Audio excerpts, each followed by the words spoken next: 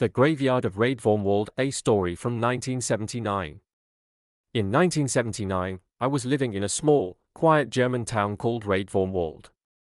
It was a peaceful place, narrow cobblestone streets, old houses with wooden beams, and a silence that felt older than history itself. I rented an attic room in a modest house owned by an elderly lady, Frau Elisabeth, who was well over 65. Every weekend, she would knock gently on my door and say in her soft German accent, "Herr Sarker, es ist Kaffeezeit, bitte, Sir Sarker, it's coffee time." And together we would sit in her warm kitchen, sipping coffee while the rain tapped on the window panes, like it always does in northern Germany. One grey Saturday afternoon, as we sat across from each other, she looked unusually serious. She removed her glasses, folded her hands, and said quietly, "I must tell you something from the war, from 1944. I leaned forward. She continued. Back then, she was a young woman. Near her family house, there was an old graveyard where dozens of German soldiers were buried, men who had died on the Eastern Front. The townspeople rarely visited that place, they believed it was haunted by restless souls. One evening, close to winter, she had been returning home from her aunt's house. It was foggy, so thick she could barely see her own feet. As she walked past the graveyard, she heard footsteps behind her. Slow, heavy, dragging footsteps.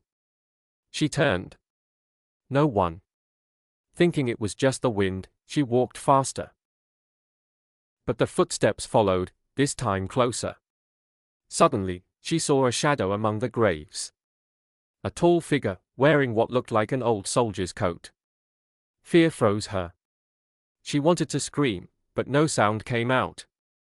The figure stepped forward, and then she saw his face. Pale. Sad. Tired. His eyes were full of pain, but not anger. More like a plea. He raised his hand slowly and pointed towards a corner of the graveyard. Then, in a voice softer than the fog around them, he whispered, "Ich bin nicht bei meinem Bruder. I am not beside my brother." And as the fog shifted, the figure dissolved, like smoke in the wind. Terrified, she ran home and told her father. The next morning, the town's priest and a few elders went to the graveyard to investigate. They checked the records, and discovered it was true. 2 brothers who died in the war had been buried far apart by mistake. Within a week, the younger brother's grave was moved beside the elders. And from that day onward, no one in Raedvormwald ever reported strange sounds or footsteps in that graveyard again. Frau Elisabeth took a sip of her coffee and said, "War does not end when the guns stop.